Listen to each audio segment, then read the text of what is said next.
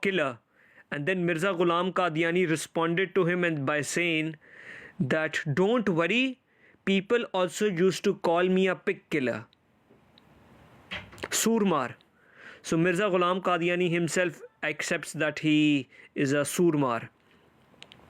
And this reference I think can be found in Siratul Mahdi. I'll have to look that reference here as well.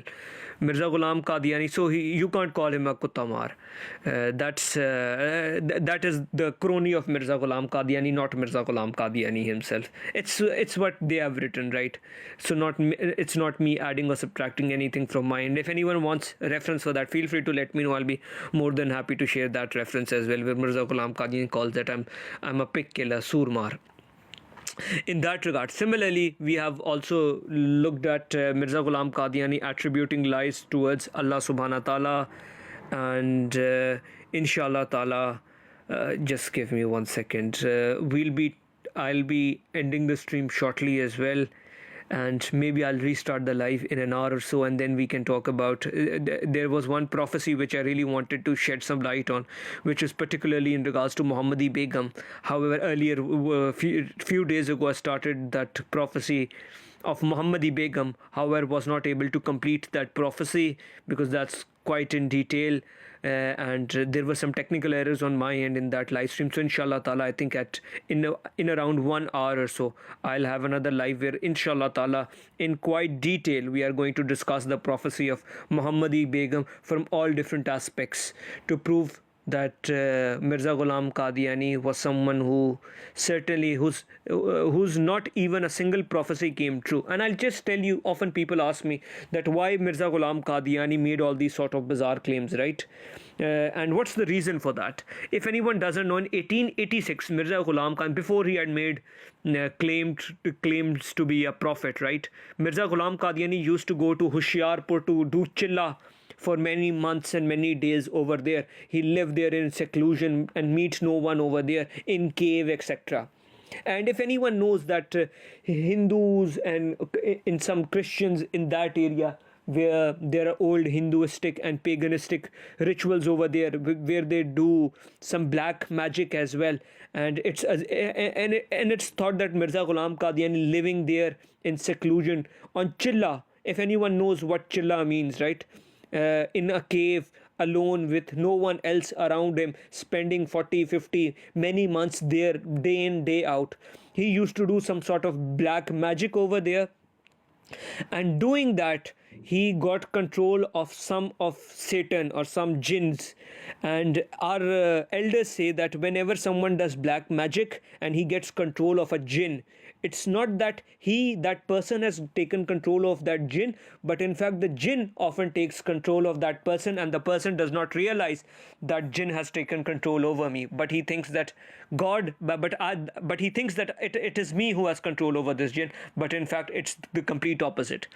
And after that, in 1886, Mirza Ghulam Qadiani then first prophesies that I am going to have a son who is going to be great, so great as if God is going to come upon the earth, and this next son which I am going to have now, he is going to be the one who will be as if God came upon the earth. And when that child was born, he died while he was very young. He was few years old and he died.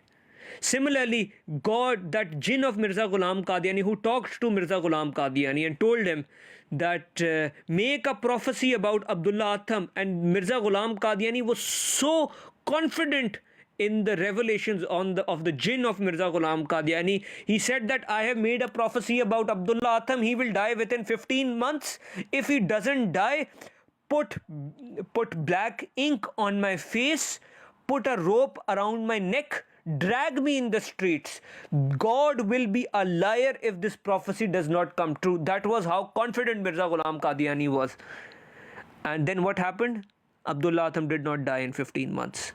And the situation of Qadian was such that people were crying on the 15th, on the last day of the 15th month, hearing that Abdullah Atham had not died.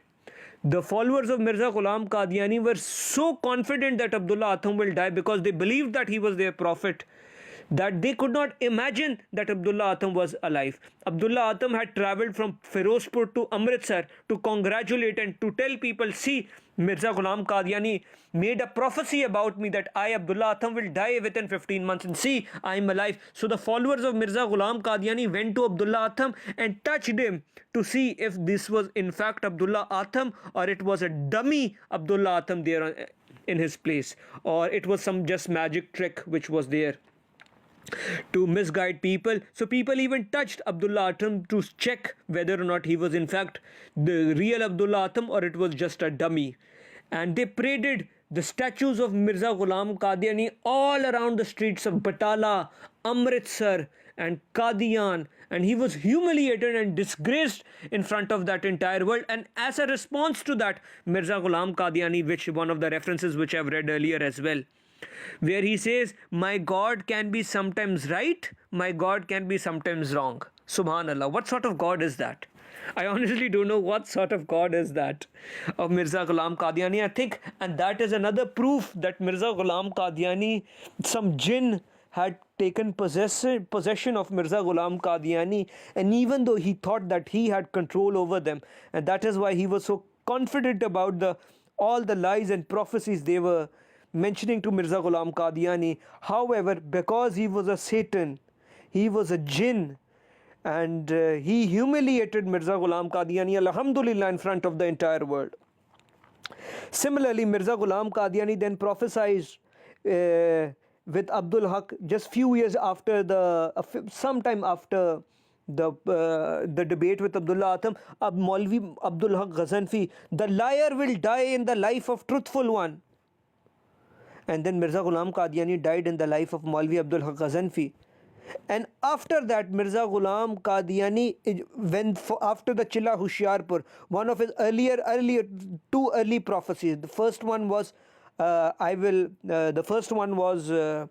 have a son, and the second early prophecy of Mirza Ghulam Qadiani was that there will be women who will come into my nikah. They will be virgin and they will be widow. And then he made that prophecy of Muhammadi Begum as well, which we'll be discussing later on.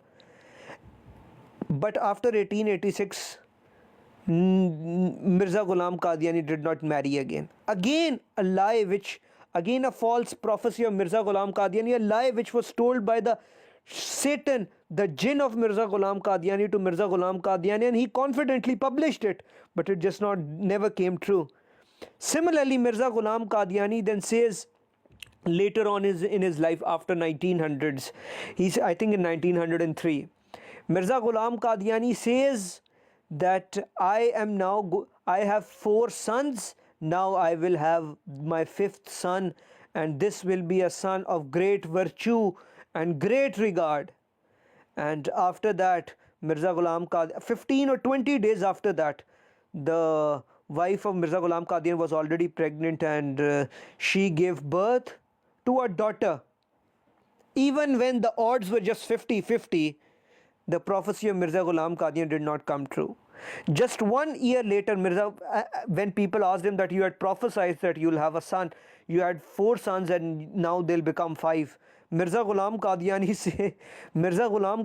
responded by saying, I said that I will have 5 sons. I did not say that from this pregnancy I will have the 5th son. So wait for the next pregnancy and I inshallah will have the 5th son, who will be a great son, and then attributed a lot of lies towards that son as well. And once he made that, reinstated that prophecy, his wife became pregnant after a year and a half. He again had a daughter, not a son. And again the jinn of Mirza Ghulam Qadiani left no way to humiliate Mirza Ghulam Qadiani.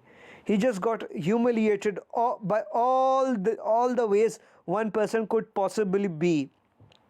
And after that, obviously, Mirza Ghulam Qadiani was suffering from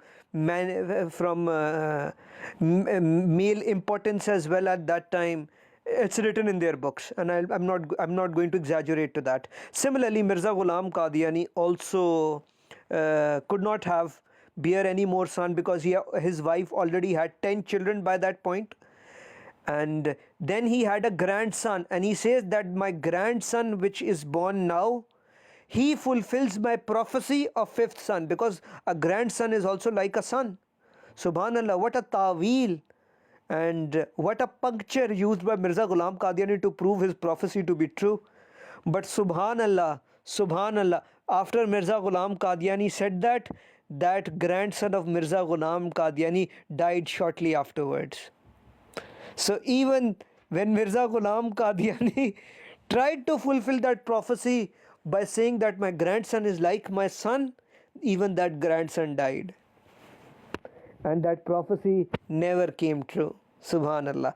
And the level to which Mirza Ghulam Qadiani, his end, how his end came on 15th April 1907, Maulana Amritsari, I think it was, Mirza Ghulam Qadiani says, and he gave he wrote a newspaper article, an advertisement, and public announcement, published it in newspaper, pamphlets everywhere, by saying that this is the final decision. I pray to God, whether me or, sorry, it was Batalvi Sahib, either me or Batalvi Sahab, who's my fierce opponent, Batalvi Sahab, who has tried to humiliate me all around the world, saying that I am a thief, I am a charlatan, I am a liar, just trying to prove that. Umzi, no need to mute any Ahmadi. Let them, they can't come up, right? So let them, at least give them some, let them roam free in the comment section. I mean, because they simply just can't come up. So let them roam free in the comment section, because that's all they can do. We are not going to take that liberty from them. No worries, brother. Let them waffle. That's all they can do, right? Let them show their ikhlaq. No need to mute them.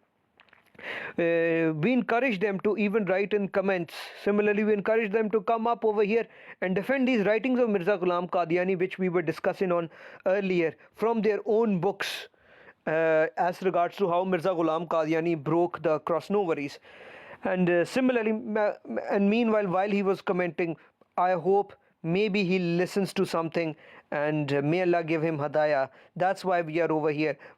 We honestly don't have any malicious intent or any bad feelings towards this one individual person, right?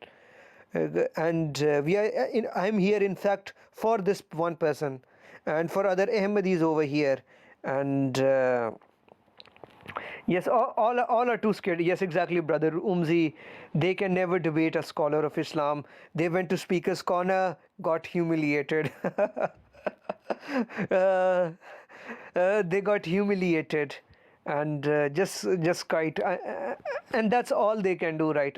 Honestly. But just going back to what Mirza Ghulam Qadiani is saying, and the jinn, this is the narrative which I wanted to tell you, that there was a jinn with Mirza Ghulam Qadiani from Chilla Hoshiarpur, who had gotten a control of Mirza Ghulam Qadiani from 1884 to 1886. That was the first time the jinn had taken control of Mirza Ghulam Qadiani. And then that jinn told Mirza Ghulam Qadiani that make this prophecy that the liar will die in the life of the truthful one, and Batalvi Sahib, you will die a humiliating, disgraceful death, like a death from cholera, and your death will be a sign, and the death of the liar will be a sign to the entire world.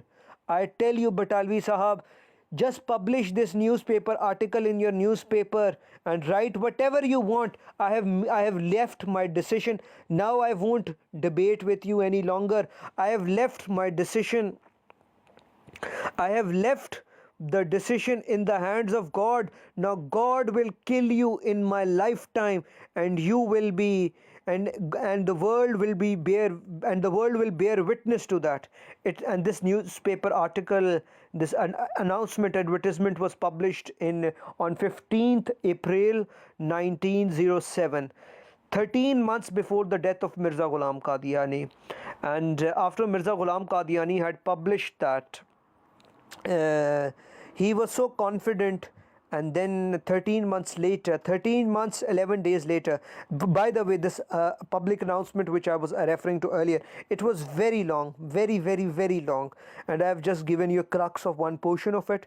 That was in regards to the Mubala, one-sided Mubala by Mirza Ghulam Qadiani for Batalvi Sahib. However, if you read that, there are all different sorts of khurafat in that as well. Similarly, in that regard, after Mirza Ghulam Qadiani had made that final decision, final call to Batalvi Sahib, 13 months later, Mirza Ghulam Qadiani went directly to hell. Direct ticket to hell. Mirza Ghulam Qadiani got directly to hell, and then that again proves that Mirza Ghulam Qadiani was a liar, and it was in fact jinn who had possessed Mirza Ghulam Qadiani, where he used to go to Chilla, Hoshiarpur, and other places in seclusion, Baitul Fatur, whatever they call their places. I can't. There's one Darsgah there as well in Qadian, where Mirza Ghulam Qadiani used to go and spend time in solitude for many months at a time without meeting anyone. And then this shows you Mirza Ghulam Qadiani absolutely was possessed by some jinns, and I think that there, and that is why all his prophecies became false as well. But by the way, I'd like to thank everyone for joining as well. Inshallah ta'ala, I think we had a good discussion earlier on in the live, where we were discussing particularly in regards to the mission of Mirza Ghulam Qadiani, which he says was to break the cross and to spread Tawheed over Trinity, and we gave the reference of Al-Badr newspaper, and then we looked at how Mirza Ghulam Qadiani, claiming that he will break the cross, spread Tawheed over Trinity, how he failed miserably at that. And we looked at many different references in regards to Mirza Ghulam Qadiani, for example, saying the divinity of God runs through me, and I am God's secret, I am God's eternal word. God has told me that I am like his son. I saw in a kashaf that I am a God, and I believed that I am a God. Walaikum assalam, brother Murtaza Wan Sahib. Hope you are doing well, sir. And we looked at all these sort of references earlier on as well. If anyone has any questions, feel free to let me know. Or if not, then inshallah ta'ala, I'll start live in about 1 hour now, and where we will be talking about the prophecy of Muhammadi Begum, and we'll be looking that at quite detail. Thank you to everyone for joining. May Allah accept all the work which was being done over here today, and may Allah forgive if there were any shortcomings throughout this live. And thank you to everyone for joining. Assalamu alaikum wa rahmatullahi wa barakatuhu.